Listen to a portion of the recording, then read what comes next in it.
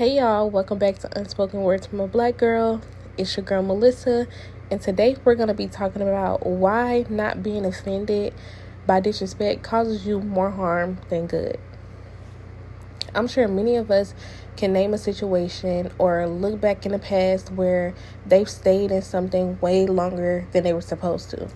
And that could be for a number of reasons, whether, you don't like being by yourself, whether, you saw potential in that person, or whether just, you let too many red flags stack up before you decided to leave, and now you have an attachment to that person, and now it's hard to let them go.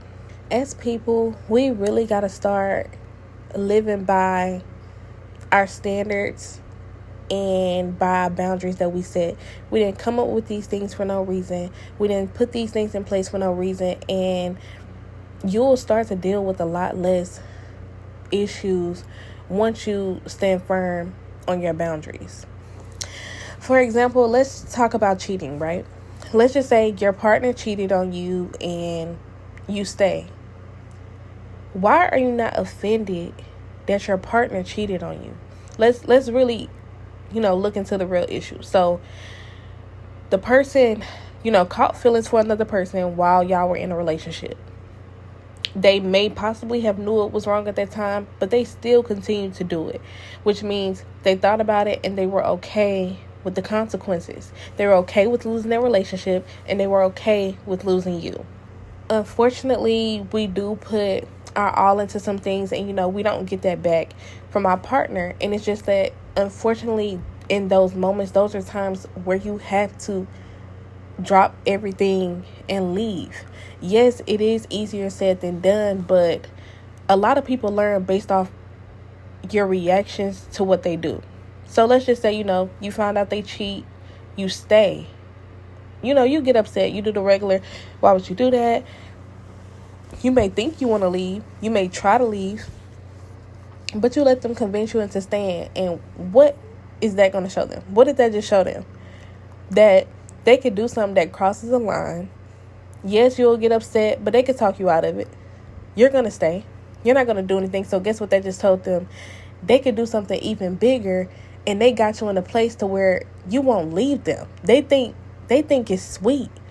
They think you weak-minded. They think they got you right where they want you. And again, these are often where these issues start. Let me give you another example, right? So let's just say, you're in a relationship. You told your partner, I don't like that you're liking all these other women's photos on Instagram. They're like, it's not that big of a deal. Like, oh, you're insecure. For one, it has nothing to do about being insecure. If I brought to you that something you're doing is making me uncomfortable, and the first thing you're doing is defending it, that's already another red flag. Again, stuff like that is things to pay attention to in the beginning. That's showing you how they're gonna, react to situations. Are they a problem solver? Do they even care about you? All right, so let's finish talking about it. So, after you done told them, you don't like that, you said, I'm gonna need you to stop. It's not you asking them. It's not, can you stop doing that? No. I'm gonna need you to stop. That's your boundary, because you don't tolerate things like that in a relationship. So after you state the boundary, they understood you. Okay, I'm gonna stop doing it. A lot of times they say stuff like that. That's not really what they mean. They just saying that to get you out their face. So, days go by, weeks go by. You're on Instagram again, and you see your partner's bubble with the little heart pop up. Oh, so they think I'm playing. They think this is a joke. They think I'm a joke. That's how you have to start thinking. They think you're a joke because didn't we already talk about this? And you consciously said, yeah, she did say she wanted me to stop doing that, but I mean, she ain't gonna see it. Or what's she gonna do? What's she gonna do? And again, this is why leaving is so important in the beginning. When they do stuff that crosses a heavy non-negotiable boundary, you have to leave. It's not anything else that you can do in that moment, because talking to them, you already talked to them about it. They already agreed that they were going to stop doing it one time, and now that they didn't do it, now what you going to say, that was a mistake? So that's what I'm saying. So It's going to go from, oh, liking these photos to now you find out they only liking this one specific person's photo. And now it's going to turn into, now they done cheated with this person. But you could have saved yourself that heartbreak, because you could have left when you saw that they first disrespected you in y'all's relationship. You could have left in the beginning. You didn't have to deal with that. So it's like, stop letting things build up and get to a point to where you feel like you can't leave them. You feel like it's love that's keeping you there. No, it's not love. They've been showing you that they did not love you from the beginning. So again, you got to start asking yourself questions like, why did I let this go on for so long? What did I do that made them think that I was comfortable enough with continuously getting disrespected and I was just going to stay? Because again, this is what I mean by, you need to start being offended by the stuff that they do, because that's going to show you exactly how they feel about you, what they think about you.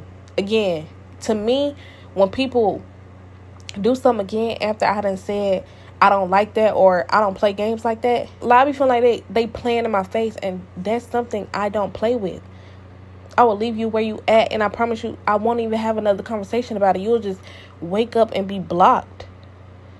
It ain't gonna be no, oh, why you blocked me? You know why I blocked you. Like, that's what it needs to be. You need to cut the conversation. You need to start letting these people know that you're serious, because these people are playing in y'all's faces. But yeah, I just want to come over here and, tell y'all, we need to start, living in alignment with our standards and our boundaries, and not moving them and not negotiating them. You need to make sure you know what you want, and you need to make sure that you're able to recognize when people are trying to get you to lower them. You need to be able to recognize that, because that'll save you from a lot of situations. That'll save you from years of being in a relationship with continuous disrespect. Because the longer you let it go on, the longer you're going to tolerate it, and the longer you're going to start, and the more you're going to start tolerating it from other people. And again, it just creates a domino effect. Now you're people pleasing. Now you're, you let people walk all over you. That's how these things start. So I want to thank y'all so much for listening, and I'll talk to y'all next time. Bye.